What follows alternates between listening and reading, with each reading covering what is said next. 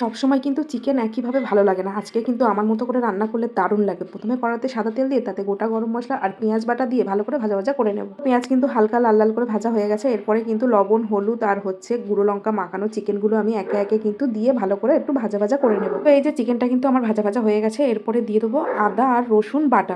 এরপরে কিন্তু ভালো করে মশলাটার সাথে মাংসটা কিন্তু আমি কষিয়ে নেবো, যাতে মশলার কাঁচা গন্ধটা না বেরোয়। তো এইদিকে কিন্তু একদম মশলা কষানো হয়ে গেছে আর একদম তেলও ছেড়ে দিয়েছে মাংস থেকে। এরপরে দেবো কিছু গুঁড়ো মশলা। প্রথমে দিয়ে দেবো কিন্তু গোলমরিচ গুঁড়ো, তারপরে দেবো ধনে গুঁড়ো, তারপরে দেবো জিরে গুঁড়ো। দিয়ে কিন্তু একদম ভালোভাবে মশলাটার সাথে মাংসটা মিশিয়ে নেব। নেবার পরে দিয়ে দেবো অল্প পরিমাণে লবণ আর দেবো জল। জলটা দিলাম এই কারণে যাতে মশলাটা নিচে লেগে না যায়। তো এইদিকে কিন্তু আমার মাংস কষানো প্রায় হয়ে গেছে। এরপরে দেবো চাল মগজ আর কাজু বাদাম বাটা। তো এটা দিয়েও কিন্তু একদম ভালোভাবে কষিয়ে নেব, যাতে বাদামের গন্ধটা না বেরোয়। তো ভালো করে এইদিকে কষানো হয়ে গেছে। তো এরপরে কিন্তু দেবো মেন জিনিস, সেটা হচ্ছে ধনে পাতা, পুদিনা পাতা আর কাঁচা লঙ্কা বাটা। এটা দিয়ে কিন্তু কষিয়ে নিতে হবে আর এটা কিন্তু দারুণ হয় খেতে। একবার হলেও তোমরা বানিয়ে খেও এইভাবে। এদিকে তো কষানো হয়ে গেছে। এরপরে দিয়ে দিলাম গুঁড়ো গরম মশলা। গুঁড়ো গরম মশলা দিয়ে একটু মিশিয়ে নিয়ে দিয়ে দেবো অল্প একটু সামান্য ঘি। তো ঘি দিলেই কিন্তু একদম রেডি ধনে পাতা চিকেন বা পুদিনা পাতা চিকেন, যে যেইভাবে নাম দাও। এই রান্নাটা অনেকে অনেক রকমের ভাবে করে, আমি কিন্তু এইভাবে করি, দারুণ হয় খেতে।